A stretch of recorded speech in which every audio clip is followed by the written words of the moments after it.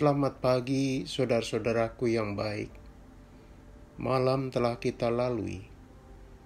Kini kita memasuki pagi yang baru di hari yang baru. Mari kita mensyukuri cinta kasih Tuhan yang telah hadir di hari yang baru. Firman Tuhan yang kita renungkan, 2 Raja-Raja 5 ayat 27. Tetapi penyakit kusta Naaman akan melekat kepadamu dan kepada anak cucumu untuk selama-lamanya. Maka keluarlah Gehazi dari depannya dengan kena kusta, putih seperti salju. Saudaraku, perasaan hutang budi melahirkan kebaikan hati, sedangkan sifat ketamakan melahirkan penderitaan. Hal ini terjadi pada 2 orang yang berbeda, yaitu pada Naaman dan Gehazi. Naaman merasa telah ditolong dari penyakitnya oleh Nabi Elisa. Ia tidak ragu-ragu menawarkan kebaikan hati sebagai respon kepada sang nabi. Naaman sangat bermurah hati. Sedangkan Gehazi, karena dikuasai ketamakan, dia menjual nama Nabi Elisa untuk memperoleh harta benda. Sayangnya, kekeliruan itu berujung pada kesengsaraan. Siapakah Naaman? Dan siapakah pula gerangan Gehazi? Naaman adalah panglima perang Syria yang punya reputasi berani. Raja amat mempercayainya. Malangnya, dia terkena sakit kusta, sakit yang amat menakutkan karena belum ada obatnya. Tak heran hatinya dipenuhi kegelisahan dan jiwanya terbebani. Penyakit itu membuat rasa malu tampil di depan publik. Padahal namanya panglima, dia harus bertemu banyak orang, minimal anak buahnya. Jelas, selama penyakit itu belum sembuh, maka jabatannya yang tinggi, kekayaan yang berlimpah, tidak bisa membuat hati tenang. Dalam hal karir maupun kekayaan, tidak ada yang kurang. Kusta, penyakit itulah yang menguras pikiran dan batin Naaman. Naaman pasti telah mencari pengobatan kemana-mana. Hanya hasilnya nihil. Bisa jadi dia sudah tidak tahu lagi siapa yang bisa menawarkan kesembuhan secara nyata. Saudaraku, suatu ketika muncullah informasi tak terduga yang memercikan harapan, yakni dari hamba perempuan yang bekerja di rumah sang panglima itu. Dia orang Israel.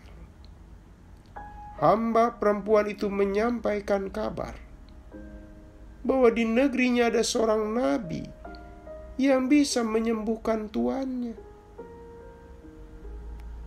Masalahnya, Israel selama ini merupakan musuh besar bangsa Syria. Tentu sebagai panglima, Naaman tidak bisa bertindak gegabah. Perlu hati-hati dan keberanian karena akan masuk wilayah musuh.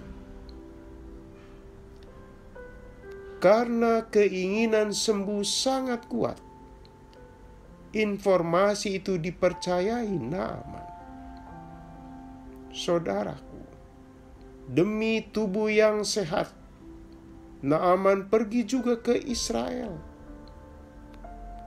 Dari situ titik awal hidupnya mengalami perubahan. Ya, Naaman berjumpa dengan Nabi Elisa. Perjumpaan yang kemudian mengantarnya mengalami kebaikan Tuhan. Melalui Nabi Elisa, Naaman sembuh. Allah Israel memberi harapan menjadi kenyataan. Saudaraku, Naaman sebagai pihak yang terbebas dari pergumulan beratnya bukanlah orang yang gampang melupakan kebaikan orang. Dia bukan orang pelit. Dia menghargai pertolongan Nabi Elisa. Dia dengan sukacita menawarkan tanda terima kasih.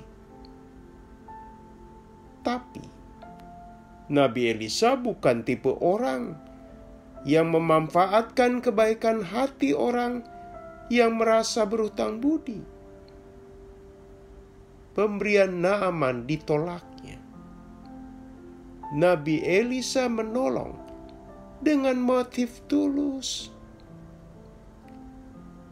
Berbeda dengan Gehazi, asisten sang nabi. Kebaikan Naaman tersebut di matanya peluang menggiurkan untuk memperkaya diri sendiri. Ketika Naaman kembali ke negerinya, Gehazi mencegatnya di tengah perjalanan. Dia berbohong dengan menyatakan bahwa sang nabi berubah pikiran. Nabi Elisa bersedia menerima persembahannya. Saudaraku, sejak awal Naaman merasa berhutang budi. Itulah sebabnya dengan rela dan sukacita dia penuhi permintaan Gehazi. Dia mempersembahkan barang-barang berharga mahal. Celakanya, Gehazi tidak menduga Nabi Elisa mengetahui perilakunya yang buruk itu. Gehazi terdeteksi melakukan pembohongan. Dia menjual nama baik sang nabi. Apa akibatnya? Nabi Elisa menghukum Gehazi. Bahkan tidak main-main, termasuk keluarganya juga. Mereka semua terkena sakit kusta, saudara. Saudaraku, Naaman pulang dengan senyum bahagia. Sedangkan Gehazi pulang dengan kepedihan.